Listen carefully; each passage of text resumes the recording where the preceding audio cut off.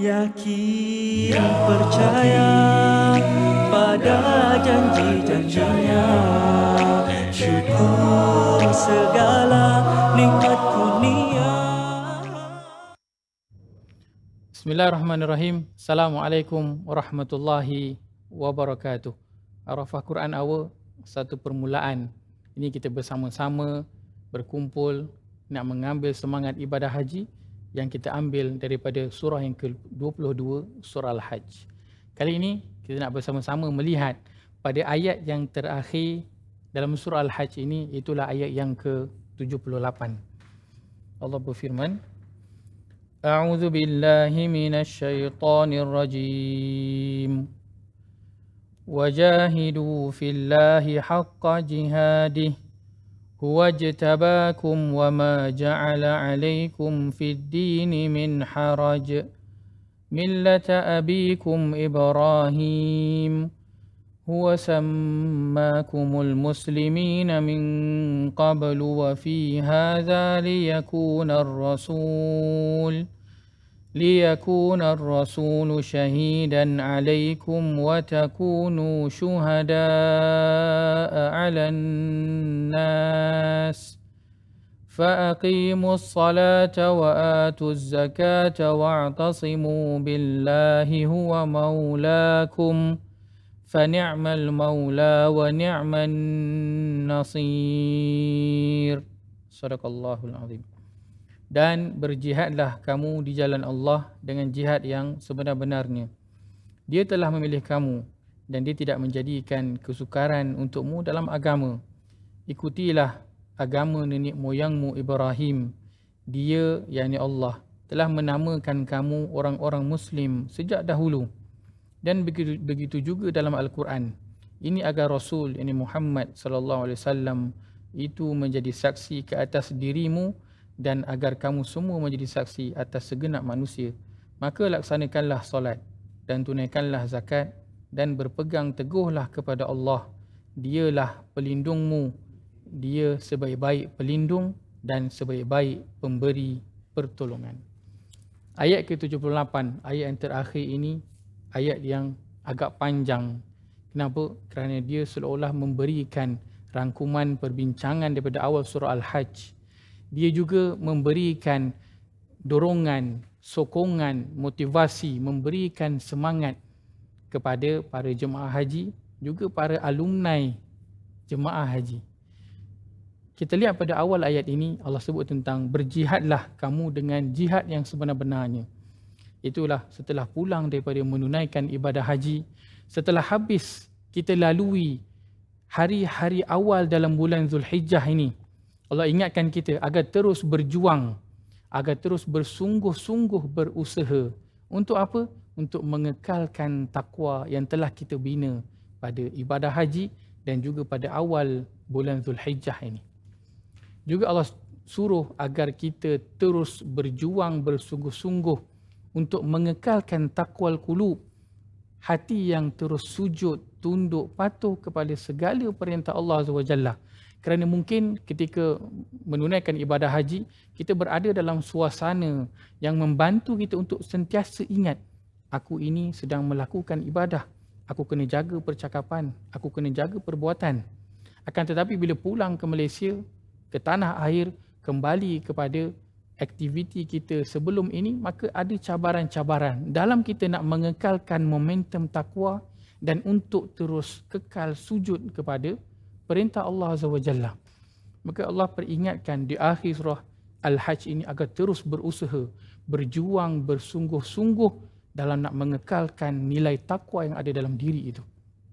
Dan Allah sebutkan selepas itu, Allah tak menjadikan dalam urusan agama ini perkara yang menyusahkan hamba-hambanya.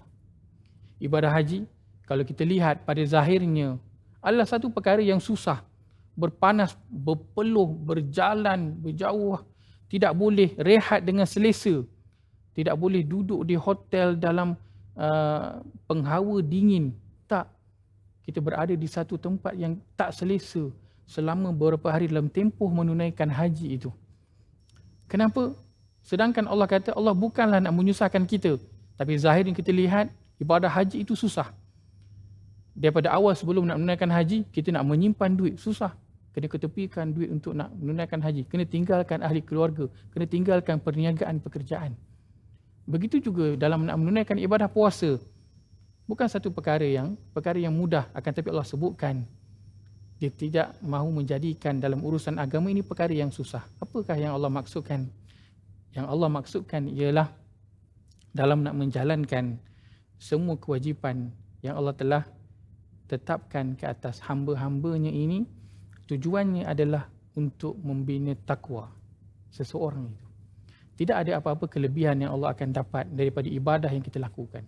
Duit yang kita telah keluarkan puluhan ribu untuk menunaikan ibadah haji, Allah tidak dapat manfaat apa-apa pun daripada duit itu. Binatang yang kita korbankan, Allah sedikit pun tidak mendapat apa-apa manfaat. Akan tetapi manfaat itu kembali kepada siapa? Kembali kepada kita. Dan yang istimewanya, Allah peringatkan kepada kita semua, pulang daripada menunaikan haji, kita yang masih berada di sini, berbanggalah. Berbanggalah dengan nama seorang Muslim. Berbanggalah kita ini menjadi orang Islam. Kenapa? Kerana Allah sebutkan dalam ayat ini, huwa sammakumul muslimin. Allah, dialah yang telah menamakan kamu semua sebagai orang Islam. Maka kita sebagai seorang Muslim, orang Islam ini, Allah telah pilih daripada 7 bilion lebih orang dalam dunia ini, Allah pilih kita menjadi orang Islam. Dan Allah berikan nama kita adalah orang Islam, kita adalah seorang Muslim. Satu nama yang istimewa yang diberikan oleh Allah Azza wa Jalla. Yang kalau kita tahu nilai hebatnya, besarnya nama ini, kita pasti akan menjaga kesucian sebagai seorang Muslim. Secara keseluruhan, daripada surah Al-Hajj dan ibadah haji yang telah kita lakukan, apa yang Allah nakkan daripada diri seorang hamba itu, Allah sebutkan pada penghujung surah Al-Hajj ini, فَنِعْمَ الْمَوْلَى وَنِعْمَ النَّصِيرُ. Allah dialah sebaik-baik pelindung dan sebaik-baik pemberi pertolongan. Allah nak kita, hamba-hambanya, berserah diri sepenuhnya kepada Allah SWT. Allah nak kita, dalam nak mencari tempat perlindungan, pergi berlindung kepada Allah. Dalam nak mencari tempat nak bergantung harap, pergi bergantung kepada Dia. Ni'mal maula wa ni'man nasir. Sebaik-baik pelindung dan sebaik-baik pemberi pertolongan.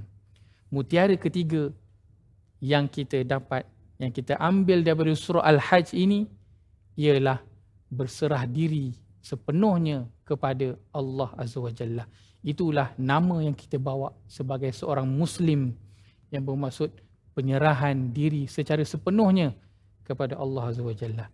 Ini tuan-tuan dan puan-puan yang dirahmati Allah, 3 mutiara yang kita dapat daripada surah Al-Hajj ini. Yang pertama, takwa. Yang kedua, sujud. Yang ketiga, berserah diri. Dalam surah Al-Hajj, Allah tak cerita tentang bagaimana nak melaksanakan haji. Allah tak cerita secara detail. Akan tetapi surah Al-Hajj dibawakan 3 perkara ini yang perlu ada pada orang-orang yang nak menunaikan haji, juga kepada bakal jemaah haji, juga 3 senarai semak kepada alumni jemaah haji. Bagaimana takwa, bagaimana sujudnya dia kepada Allah Azza wa Jalla, terutamanya hati, dan bagaimana penyerahan diri dia kepada Allah Azza wa Jalla secara total dalam nak menjalankan urusan kehidupan seharian. Surah Al-Hajj, tuan-tuan dan puan dirahmati Allah, kita nak menjadikan dia sebagai satu permulaan di musim haji ini. Di awal bulan Zulhijjah ini, kita nak memulakan, nak membuka satu lembaran yang baru dalam kehidupan kita.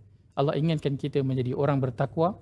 Allah inginkan kita sentiasa sujud, tunduk, patuh kepada Dia. Allah inginkan kita berserah diri sepenuhnya kepada Allah. Allah menadah tangan seluas-luasnya untuk memberi perlindungan, untuk memberi pertolongan kepada kita di dunia dan juga di akhirat. Harafah Quran Hour, satu permulaan. Assalamualaikum warahmatullahi wabarakatuh. Yakin percaya pada janji-janjinya. Syukur segala nikmat kurnia.